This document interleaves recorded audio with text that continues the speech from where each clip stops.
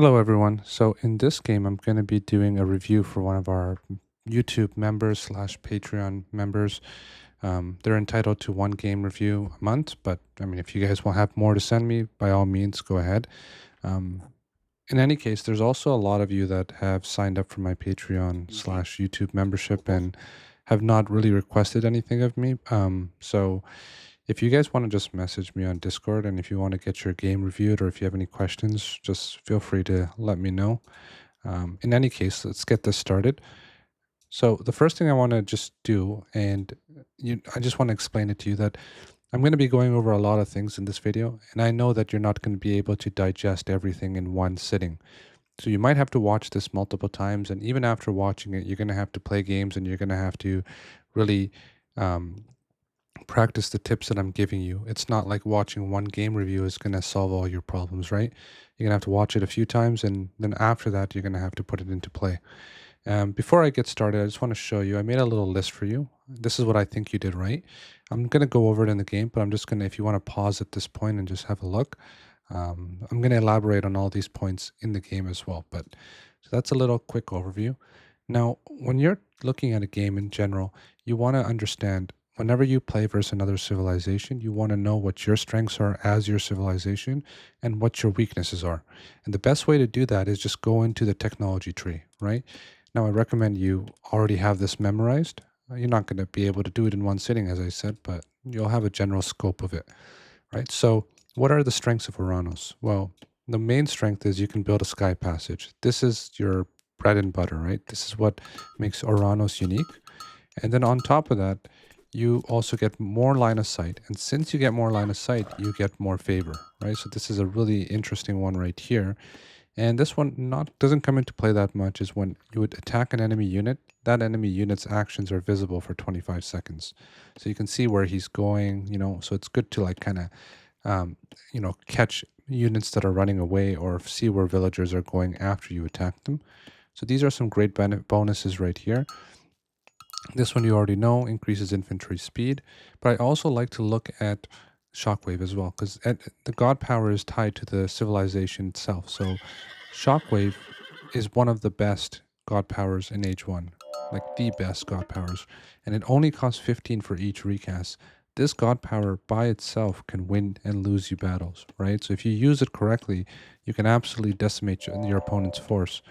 If you use it incorrectly, sometimes it can actually hurt you as well. So that's something we're going to go into as well. You probably already know a lot about this, but Oceanus has great infantry upgrades with the Bite of the Shark and Weightless Mace. Even the Frontline Heroics is really good, right? So these are some excellent bonuses right here. You also have the Caladria, which is great for healing. So all of these things allow you to do a lot of early pressure, right? Carnivora, great offensive god power. This is for great offensive pressure early on, but it's also good later on as well. Caladria and Carnivora fall off later on, but Bite of the Shark, always going to be useful, and so is Weightless Mace and Frontline Heroics. On the other hand, Prometheus, in my opinion, can be used two ways. Aggressively with Prometheans, spamming these out, or you can use it defensively in a lot of like an economic way, which is you valor all your hero citizens. You make your citizens heroes, rather. Then you get this upgrade, Depth of Fire.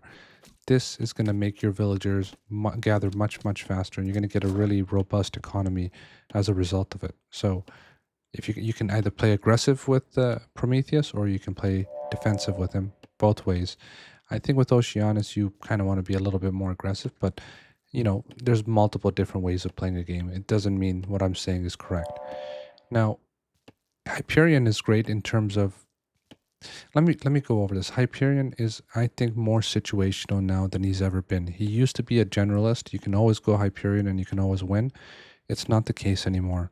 Now that Hyperion's Chaos got nerfed, you kind of want to only go Chaos if your opponent is making a lot of counter units. For example, if he's making a lot of throwing axemen and you do Chaos on those throwing axemen, they're going to kill each other, right? Because they have a multiplier and they're going to attack one another. But if you use Chaos on like Toxite or Hippias, they are not going to do bonus damage against each other, and they're all probably going to survive. So very situational Chaos. You want to use it for stuff like flaming weapons. You want to use it when you know your opponent's units are going to kill themselves. But in a general scope, I think Theia is a much better god to go, and I'm going to go into that when we watch the game together.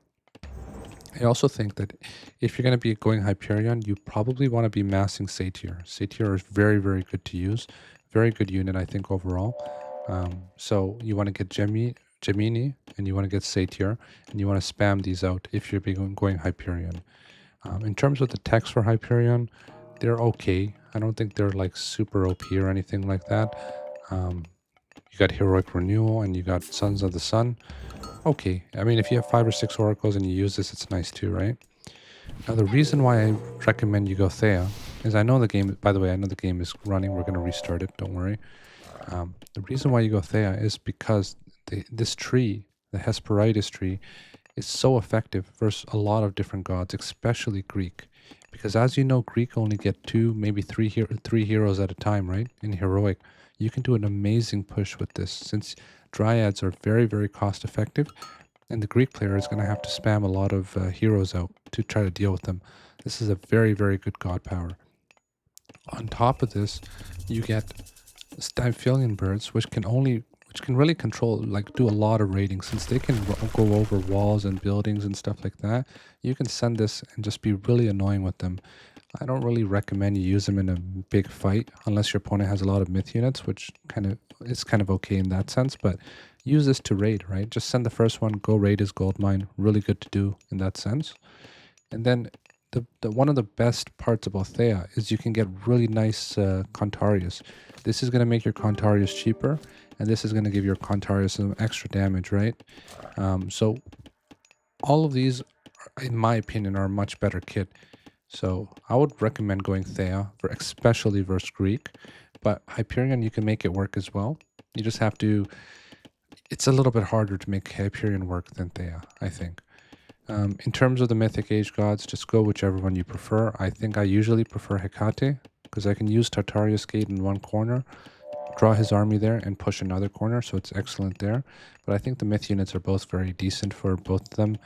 Overall, this doesn't matter that much. This one doesn't matter that much, depends on your playstyle. This one I think you should go Theia, in my opinion. And by all means, everyone has a different playstyle, so if you don't like going Theia, then definitely go Hyperion. Now, in terms of Poseidon, this is the civilization you're playing against. So what do you need to know about this civ? Well, the first thing is his god power is going to track food. So it's going to be harder for you to actually food block him on the map. It's already hard enough as it is, but it's going to be even harder. So aggressive openings might not always do you so well versus Poseidon, because he can really turtle up really well. Now, overall, you have to read this bonuses. So you know that he's going to get a bonus on cavalry. They're faster, and his stables are cheaper. So he's most likely going to go into cavalry. And the other bonuses are kind of meh, right? These are okay. So what does that mean in a game? In a game, that means he's going to be going Hippias. So if you're going for an infantry composition, you're going to do really well versus him. So let's get started. Now, the original build order doesn't matter that much, right? This is not going to win or lose you games. It's just going to give you a little bit of an edge. So if you and your opponent are even, then this is going to like take you to the next level kind of thing. So it doesn't really matter. I think your opening can be a little bit better. The key to a good opening is to get your desired age up timing without moving your villagers back and forth. So what that means is, if you're chopping wood with this guy, you don't want to make him walk from here to here, right? To the food over here. You don't want to make him walk all the way there. You want him to continue just gathering resources on wood from here to here. And the gold villager, same thing. You don't want him to walk around. You want him to be in his spot, and you want him to just gather as much as he can from that spot. So let me just change something really... It's kind of bothering me a little bit. Okay, so not that much walking around. Get your desired outcome. Be very efficient with your openers, okay? Now, one of the things that I think you did very well is you understood the map. You understood that most of the goats are going to be in the middle, and then you were able to take control of the middle and gather all of the sheep. I think you did a very good job there. And I like that you kept this one oracle in the front of his base so you can catch any goats that are coming into him, like he's gathering and sending to home. So I think you did a very good job in terms of your scouting. So I'm going to fast forward a little bit. See, once again, like you caught these two goats. I really think this was a good idea from your part. Just make sure that you don't stop there, right? You want to continuously move around. So like you wanted to send this one a little bit closer to his base. You want to see a little bit what he's doing. It's very, very important, especially early on, that you see his base, right? You want to see where is his gold mine, where did he cast his lure, and where are his natural resources. This is going to be instrumental in dictating your strategy. And everything that you do, in my opinion, you can have the worst fundamentals. Sorry, you can have the worst technical details in certain things like for like scouting or base management or micro. All of these things can be terrible, but if you choose the right strategy and you enact the right moves, you're going to be on your path to victory. So the most important thing in this game is strategy. It's where you move your army. It's what you decide to do. And you can't draft a correct strategy without understanding your opponent's base layout, right? So for example, if you saw that this gold mine was here and this wood line was here, it would have drafted a different strategy than the one you had, right? Strategy is absolutely everything in this game. So you need to know where your opponent's gathering resources and how you're going to react to it. Another thing I want you to realize is Carnivora is really good at something like this, which is if your opponent is getting a second TC, you want to wait a couple seconds and then you want to cast Carnivora, right? So if you casted it right here, he would have lost 200 resources or so, and you would have lost a lot of villager building time. You would have destroyed it, and he would have had to waste the centaur time trying to kill it. He might have had to make a hero. In summation, make your carnivore. If you see he's taking a second TC and you scouted it, throw down your carnivora, deny him from taking it immediately. Now I saw that you started off with 2 military raxes and you decided against it. Now, nothing wrong with that. I mean, it depends on your playstyle, right? But this is an amazing spot to actually do damage. If you saw, he's gathering gold and wood at the front, and then his food is here too. So if you went for something like Catapeltes Terma, Murmelo Terma, something like this, you could deny him this gold. Then you can rotate your army to this lure and you can block 2 different things right off the bat, right? Now he has a gold mine here. Another thing you could have done, and this is a little bit cheeky, so it's not something that I would suggest everyone do every game, but if you wanted to, you could put 1 sky passage here, walk your villager here, 1 sky passage here, and you can block this, and you win the game instantly. Like there's no way for him to win at that point. If you have a sky passage here, he can't gather gold and he can't make units, so the game is over. Now this is a little bit higher level, but I just want to show you that there's different options with the sky passage. You want to use the sky passage to your benefit. So you saw he's taking a second TC. You can stay on 1 TC if you wanted to, and you can kind of deny this right here. Now, if you don't want to play that aggressive type of gameplay, it's not for everyone. I understand. I don't like that all the time either. So if you want to take a second TC, you can do so, but you have to do it immediately. You can't wait. You can't take a greedy second TC over here. The reason why is he's already going to have a villager advantage over you because he started it first. So if he started his first, the TC, and now you're playing reactionary, you have to react immediately. You cannot wait even like 10-15 seconds. And look, right now you're in a position to actually take the TC, right? You shouldn't have gone for the sky passage here. You should have just taken this TC and you should have taken it immediately, ASAP. Don't wait. I know I'm saying this over and over again, but do not wait. Do not try to take a greedy second TC like this. It doesn't make a difference, right? Just take this one. All you need the TC for is to make villagers. You don't need it to control resources at this stage of the game. Because if you think about it, this TC is not going to give you that much resource. Like there's not that much resources around it. There's resources behind it, but that doesn't matter because Hippias can come from here and then just run in. So this TC is not a good TC, right? It doesn't do anything for you. On the other hand, this TC, let me just show you, like just by doing this really risky opener, you not only you lost your Carnivora, but you also lost Shockwave. So I would not suggest this. Now think about this. This TC has gold, and wood, right? So, and it's safer. It's not a forward position. You should have taken this immediately. So now already you're at a disadvantage. He's going to start climbing in villagers. I'm surprised he's not already higher than you, but he might have mismacroed on his end. He's already going to start climbing ahead of you. Now, one of the things I think you did a very good job on is you actually had really good base management. I like the way you placed your buildings. I like the way you put walls around everything. I think you did a good job. So good job there. Now you can improve this a little bit more. For example, instead of just making them in a straight line like this, they're not really you can kind of like reduce the pathway for the cavalry to attack into here. But if you put them like one right here and then one like right here, you would have blocked off an entire region of the map, right? So you could have put them diagonally instead of horizontally. It would have helped you a little bit. It's not game ending, but it's just a one little, like, nice little touch that you can add, right? Or if you put this armory and you connected it here and then guild hall, you can make a little wall like this.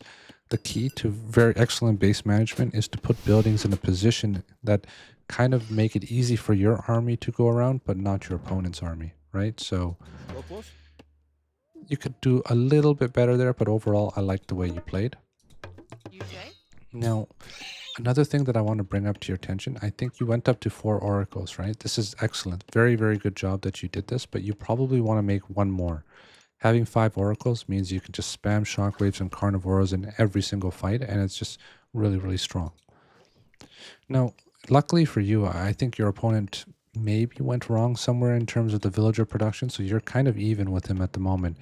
Normally, with a bad opener like this, you would have been behind, but so far it's still an even game, so you can still kind of win at this point, right? So the way I would like to play this, and it's up to you, everyone has their own way of playing it, but this is for me. I know that Oranos has a better army and better god power, better god powers in H2 than the Poseidon, right? So I would like to play aggressively. Mermelo beat almost everything that, actually they do beat everything Poseidon has in H2. Even Toxotes at this stage of the game are not that good versus Mermelo because they don't have ballistics and they don't have accuracy. You want to be the one controlling the resources on the map. You want to be the one pressuring him. You don't want him to be pressuring you. If you pressure him, you don't have to deal with raids because he's going to be too busy defending it. So if you did a better job scouting the map, right? You didn't scout this part right here. If you scouted here and you knew, okay, he's gathering food here and he's gathering food here, let me send my army that way. If you sent your army, right? Here, you saw his armies here. If you see his armies here, take your army, send it here. You would have been in such a good position. Right now, you're playing completely reactionary to him. You don't want to play too reactionary as when you have the stronger god, right? And I do think that Oranos is stronger in terms of H2 fighting than Poseidon at the moment. So you want to be the aggressor. You don't want to be defending against this. You should probably have just got watchtowers. You have the resources for it, so just get watchtowers, get crenellations.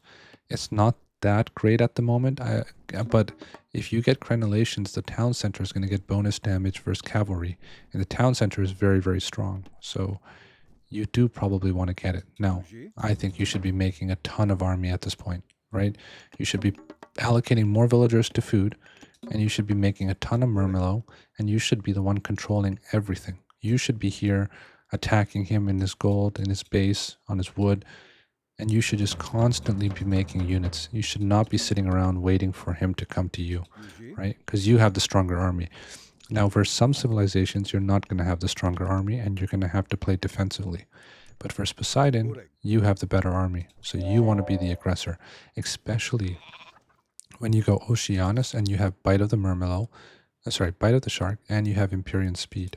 Your units are going to be reasonably fast, and they're going to be very strong. So you didn't produce any army here, which was to your downfall, right? You're playing very, I think, more defensively. I don't know if Oceanus really suits you in this case. I guess it does because you do like making Mermelos, but you're playing, I think you would play a lot better with the Contarius style. Now, keep in mind that if you take this third TC, it's good to take a third TC, but it's going to heavily cripple your heroic age timing. The game as it is right now is very like heroic age timings and mythic age timings are very, very strong, right? God powers are very strong at the moment. Myth units are very strong. So a little bit of extra villagers is not going to usually win the game. What's going to win the game is something like a bronze or the Hesperitis tree or a chaos used very early on, right? These are things that are actually winning games at the moment. So if you take a third TC this early, you're going to need impeccable macro in order to not delay your H3 timing and do a good job. So what do I mean by that? You have 1,000 wood in the bank. I would take all of these wood villagers, garrison them in this sky passage, put them on these goats right here, and you would be able to get a reasonable age of timing, right? You don't need all this wood at the moment. Always keep an idea of what you're making and what you need. And then definitely not in this case. Now, back to the base management part. And I know I'm jumping from topic to topic. You might have to watch this multiple times. You can see that your gold villagers are very exposed right now. He can raid you at any point in the game, right? So you want to create a little bit of a barricade here. I would put 3 or 4 counter axes here, or 3 or 4 barracks here, and block off the direct path into the gold mine. Because you can see what's happening here, right? He's killing so many of your villagers, and now he's going to run away. And he's going to heal back up. So you want to make it so that he can't just run in a straight line. The key is for good base management, you don't want him to run straight. You want him to come around like this, or you want him to come around like this. That gives you time to react, and that also sandwiches his army in. Because if he goes like this, right, then the town center is going to fire at him, and he can't easily retreat. So right now he can go in, right? He goes in, does his damage, and then he can easily retreat. You don't want that. You want him to have a hard time retreating. Remember I said that age 3 timings are critical at the moment. God powers are very, very strong, right? So by you taking this town center, you probably produced, I don't know, I'm guessing like 5 or 6 villagers, right? Those 5 or 6 villagers would have been enough to get you heroic at almost the same amount of time as him, right? Because the main thing you're lacking is food. So be careful with taking very early third town centers. I think going heroic age is usually better, right? Because you're going to get access to these really strong techs. And don't take greedy town centers like you did here. I would say just stay safe and take an easier town center right here. Now, he did waste his bronze, so, I mean, it's not the end of the world. He pushed you off this town center. You still have I won't say you have a vill lead anymore, but it's still pretty close. Now the issue becomes, well, you have a good amount of Raxes, you need to defend at all costs, right? So, in my opinion, if you look at this army, right? His army is Toxite and Hippias. If you sprinkled in some Dryads in there, and you sprinkled in some Cantarius in there, then your army would be way, way better than it is right now. Let me explain why, okay? These archers have bonus damage versus infantry, which I'm sure you know, right? So if you only have an infantry army, these archers are going to have a field day on them because they're going to be able to attack the infantry, do their full bonus damage, and they're not even going to have to micro. But if you have Dryads in the mix, right, and if you have Cantarius in the mix, then they're not going to be able to hit only infantry. They're going to be hitting myth units at the same time, which then you can start making, just making a mix of Murmillo, Cantarius, and Dryads. These guys are going to waste a lot of their shots. And so you don't want to just go pure Murmillo. You want to mix in like kind of like a meat shield at the same time. Murmillo are really good too, right? But you just don't want the archers to get the full amount of bonus damage versus them. See, like, you did an excellent job right here. This is one of the best chaoses you can get. However, when you're using chaos, nowadays it's not just use chaos and your opponent's army dies. Chaos is good for two reasons as well. Another 2 reasons. Firstly, if you can jump on top of these units while they're chaos, then you can kill them, right? So I would have just garrisoned them into the manor, popped them out here, surrounded this, and killed all of this ASAP, right?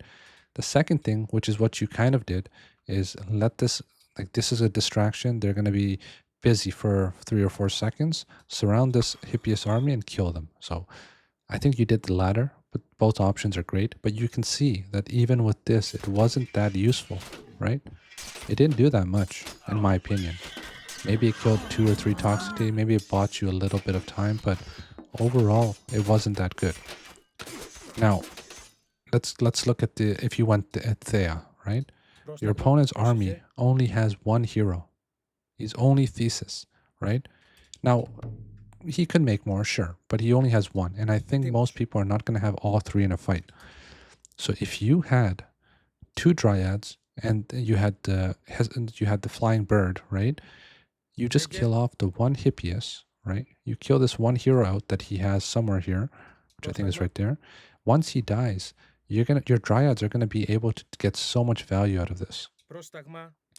So at that point, you probably would have been able to hold this, I think. Just kill the heroes ASAP, and then just your myth units would clean up the rest, right? Another thing I want to point out to you as well, I think versus Poseidon, this is a better composition than Murmillo. If you go Contarius, if you go Dryads, and then you go for Catapeltes, the Poseidon player is going to get completely wrecked. He's going to have to switch into Hypaspis or Hoplites very, very quickly. And once he switches into those units, you can switch into Arcus, and you're going to do very, very well versus it.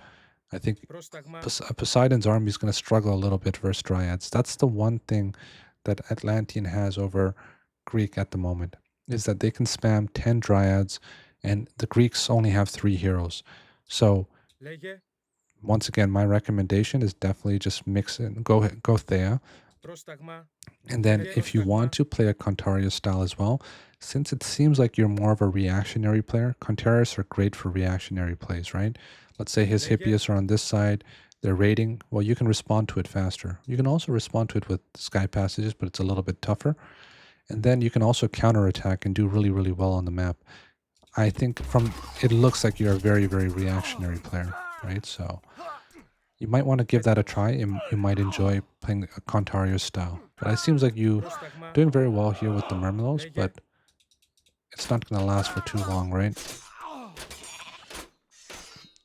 Now, at this point, the game is probably over, right? It's 92 to 45. You have somewhat of an eco, like it's pretty close in the eco department, but military-wise, it's not that close. So what caused you to be in this bad state of position, right? This bad position. It's mostly this third town center. Well, there's two things. Remember, I talked about a lot of small things, but there's two main things. The first main thing was trying to take this TC. This delayed you heavily. You wasted 2 god powers, and you wasted Sky Passage you lost your town center, which you lose resources, and you lost that villager walking time. So that's instrumental, especially at like 6-7 minutes into the game. It's very, very big. That was the first mistake you made, critical mistake in my opinion. The second critical mistake was taking this third town center. Now, I've done this. I take 3 TCs all the time, but it's very, very, very hard to make it work, because the opponents always get a power spike as they hit H3, and they're going to try to kill you, right? In this case, he almost did. Now, he didn't even do this effectively. He didn't even need his bronze in this point.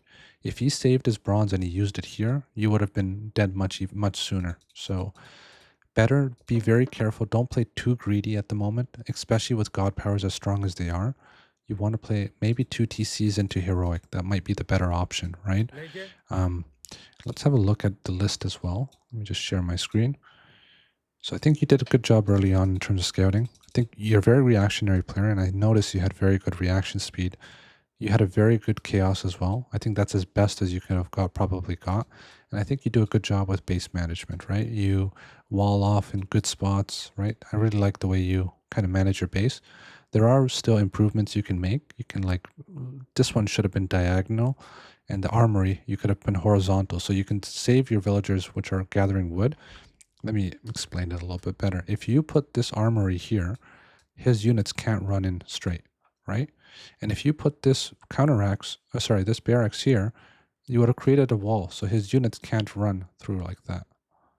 Oh, it's a weird arrow, but yeah, you get my point, right?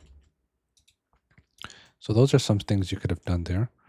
Now, you didn't scout his base. You didn't see where his food was, where his gold was, because there's an alternative strategy. And you can play the way you want to play. There's no right or wrong way of playing. Everyone has their own style, right? But you could have played aggressively. You could have stopped them from gathering on this gold mine early on, and then you could have rotated your army, stopped them from gathering from this lure, and then put a sky passage connecting these two gold mines. And if you did that well, the game would have been over at like 10 minutes. Because if your opponent can't gather gold, the game is over, right? So that's one thing you could have done. Overall strategy, I think, was incorrect. Like, you tried to get the forward second TC, that really put you far behind. Then you took a third town center. The third town center, I think, was the death of you. I also don't think you should be going Hyperion. Probably go Theia. Another thing is, don't take fights versus heavy units if you have medium, unless you overwhelmingly outnumber him, or you're fighting in a defensive position where your reinforcements are coming in ASAP. Very, very difficult to beat heavy units. Once again, I talked about it before, but you can see that they get 20% extra damage, right? And 15% extra HP. Medium units only get 10%, right? So be very careful with those type of fights. Definitely get towers and crenellations. I think it suits your style. You probably want to have this. You're very reactionary, so towers might not be that great right now, but crenellations is excellent, especially on the town center. Make oracles with Oranos. You had 4. That's good. I would make 1 more because you really want to spam Shockwave and Carnivore as long as you can. Carnivore, you should have placed it down at his second TC. It would have delayed him heavily, and he would have lost a lot of resources, right? Usually it's hard. If you're going to respond to a second TC with a second TC, you want to do it ASAP. You can't wait. You can't say, oh, I want to get this TC instead of this TC. You have to plop it down immediately, or else it's going to be very, very difficult to catch up or to keep even with him in terms of vills, right? So that's something you want to do ASAP, right? Usually to respond to a second TC is with aggro. Make a few units, kind of like zone him out of gold, zone him out of food. I would probably try to zone him here if you could. If you can't, then just zone him where you can and then take a town center behind it. It puts you in a very good position. There was a little bit of indecision. I think if you scout adequately, you see where he is, you would have be able to make a decision a lot faster. I also think if you scouted this side of the map right over here, you would have saw that he's gathering food from here, he's gathering food from here. You three different spots for food, right? When he was raiding you here, if you took your units from here, instead of responding to this raid, you should have just sent them here and raided him, counterattacked him. Counterattacking is very, very good, right? That's what I was trying to say here. Don't let him get free map control, right? Map control is huge. You have the stronger army in H2. You want to be the one putting pressure. And I talked about this already. You want to do some sky passages for gold control, right? So essentially, I think we'll just continue this game. I think you play in a very interesting style, like in terms of just playing reactionary. I think it's not something that most players find comfortable doing, but it seems like you do. And I think I'm also the same way. I also play very, very reactionary, but you just need to understand how to play reactionary, right? So one aspect, I talked about it many, many times, is a reactionary player tries to make what is a reactionary player? A reactionary player is when you see your opponent doing A, you ask yourself, what's the best counterattack? What's the best counter option, right? If his army is here, you ask yourself, okay, should I respond to his army, or is there more value on the other side of the map? You want to ask these questions to yourself all the time. Don't just chase his units immediately. That's playing into his trap, right? That's playing into what he wants. He wants your units to chase this. But is that really the right option? Like here, this is perfect. I like the way you did this, right? You saw his units are here and you move your army forward. This is excellent. And you want to do more of this. The only issue now is you're going to be fighting counter units, right? You're probably going to win this fight because you were able to close the gap, I would say. But it's not good trades for you overall. You're going to start losing very, very soon, right? Because you're fighting infantry, you're fighting archers with infantry. So eventually you're going to start losing these battles. Even though you guys are close in terms of villagers, right? Here, imagine if you had towers and crenellations, you would have been able to clean this up by yourself. And you wouldn't be able to really attack, right? But I really, really like the fact that you're being reactionary at this point. Oh, wow, the game's 34 minutes long. Okay, so let's speed this along. I'm sure you don't want to be talking for 34, 40 minutes long. Let's see. I really think you should also, you might lose with it a little bit, but try mixing in some Cantarius, Catapultes versus Poseidon. Start going Theia. Theia is excellent too, right?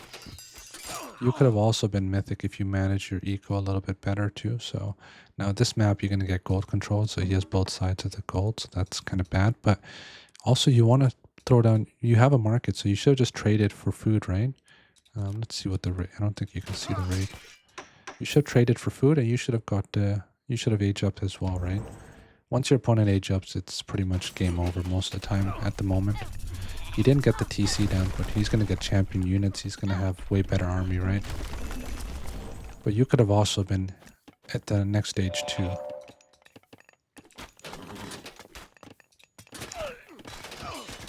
So remember, like if you're floating this many resources, you can just throw down more Raxes, right? And you can, I guess this one's not even working. Throw down more, as many as you can. You don't want to be floating this many resources. Look at your opponent. He spent all his resources. You could have had an extra like 50, I don't know how many units. You could have had a ton more units here, right? And if you had those units, you would have survived a little bit longer. So make sure that it's better to have more production facilities than less, right? Even if you make an extra few, it doesn't matter. Better to have more than less, okay? So I hope you enjoyed it. You can message me on Discord if you have any questions. And also for the others, I don't have that many, but for whoever else subscribed to me and wants a game review on Patreon or YouTube, then just message me on Discord. I think I messaged all of you independently and I told you what my Discord channel name or Discord name is. So feel free to message me, and if you have any questions, please let me know. And I hope you enjoyed it. Take care. Bye.